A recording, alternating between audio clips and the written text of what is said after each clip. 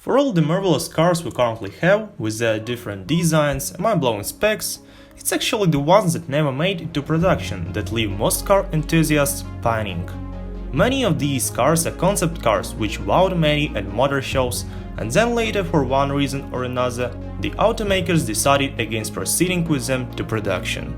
They usually serve as an exhibition of design direction and the company's ability at best, and at worst the chance for the design teams to engage in a competition of who can conjure up the craziest design ever. And today we will look at 7 concept cars that were never put into mass production. This is Furious Tires, and here we go.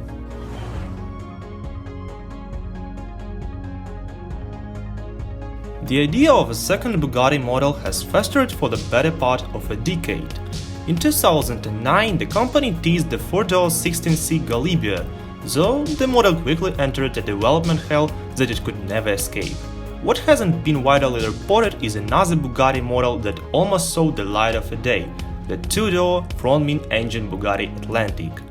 Unlike the Chiron, the Secretive Atlantic forgoes Bugatti's rear mid-engine layout for a front mid-engine one. Also gone is Bugatti's W16 engine, replaced by either a twin-turbocharged V8 with the gearbox at the rear, or an all-electric powertrain with 4 electric motors. However, while the powertrain may have bucked tradition, the Atlantic's design is still 100% Bugatti. It pays homage to the iconic Type 57. That's why there is a noticeable center line down the modern-day Atlantic, just like the Type 57 that had such a line that riveted the body panels together. The most striking feature of the Atlantic is the butterfly doors and trick rear hatch. Inside, the Atlantic looks a lot like a Chiron's with a similar steering wheel and instrument cluster. One striking difference is the center console, which is thin while also featuring a flow-through design and infotainment screen. The estimated price of such car varied between $15 and $20 million. The Volkswagen XL1 was a tiny two-seater that was designed to be as fuel-efficient as possible. It was powered by a wheaty 800cc two-cylinder diesel hybrid engine, so it wasn't exactly fun. That all changed when some genius decided to drop in a 1.2-liter V-twin from the Ducati Superbike to make the XL Sport. This made 203 horsepower and revved to 1200 revolutions per minute, so it could blast the XL1 Sport from 0 to 60 in just 5.7 seconds, and make sure it would keep accelerating until it hit 168 miles per hour. Inside the XL Sport, the compact cockpit offers a digital instrument cluster with lap timer and other performance features. The steering wheel gets red accent stitching and aluminum shift pedals for the dual-clutch gearbox. The seat belts are also red, while the dash and vents get anodized aluminum accent trim. It's a shame Volkswagen never put it into production, but part of the reason is that it would have been supremely expensive. The standard XL1 already cost around $120,000, and a sport version had an engine from a $65,000 Superbike. And that's before you include the cost of all its bespoke carbon fiber and titanium bits.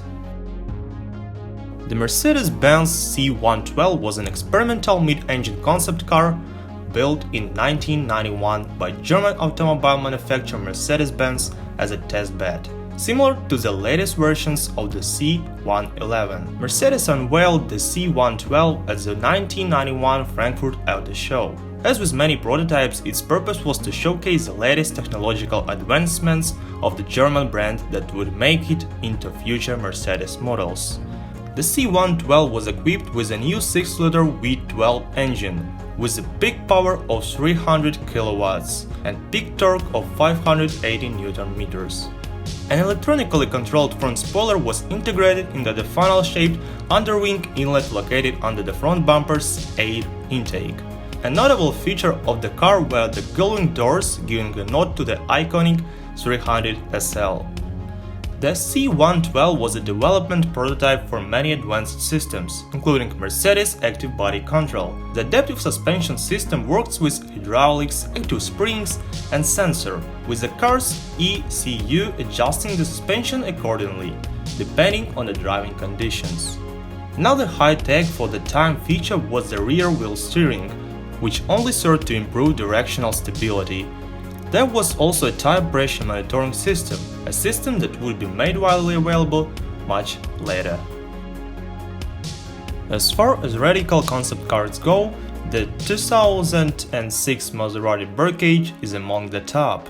Coming at the end of the Pininfarina as an independent company, it was the perfect distillation of the heights the design company had hit. It is then fitting that the car was also a homage to the 190 Maserati racing cars, and launched as the company celebrated its 75th anniversary. It is full of retro and futuristic takes, and under the hood was a V12 with an output of almost 700 horsepower.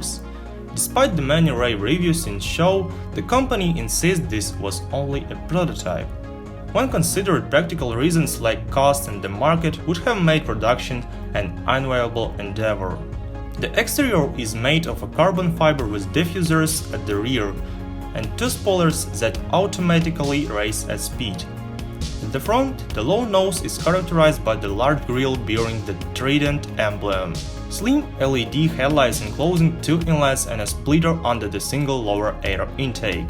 At the rear, the transparent engine covers contains the glass house effect of the windscreen, allowing a view of the mid-mounted V12 engine. Just imagine how cool it would have been if Volkswagen made a mini Veyron. Well, they nearly did back in 2001 when they built the mid-engined W12 Nardo supercar.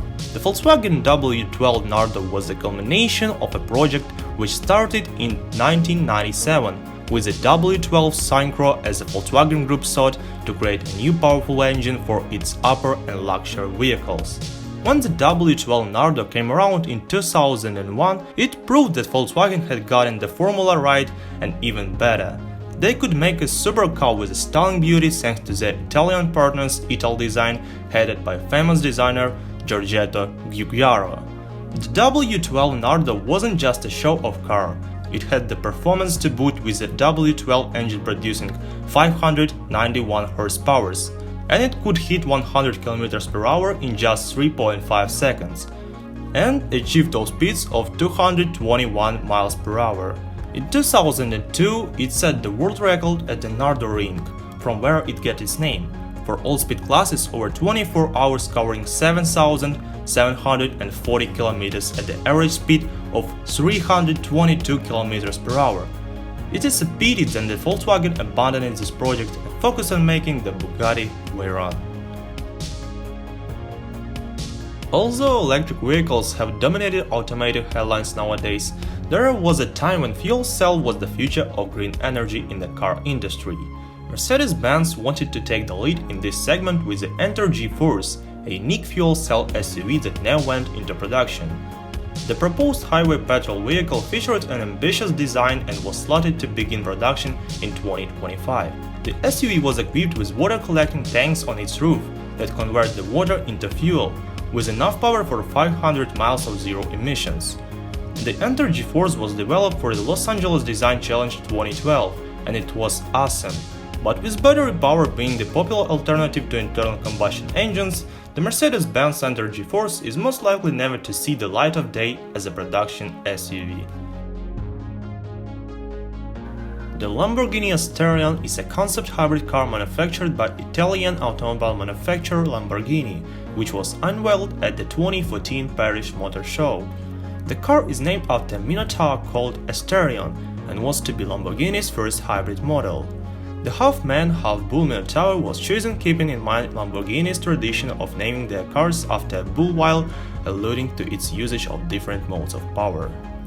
The Asterion has a mid-mounted V10 engine shared with the Huracan, generating a maximum power output of 602 horsepower, and twin electric motors on the front axle, besides a lithium-ion battery pack generating a combined power of 296 horsepower.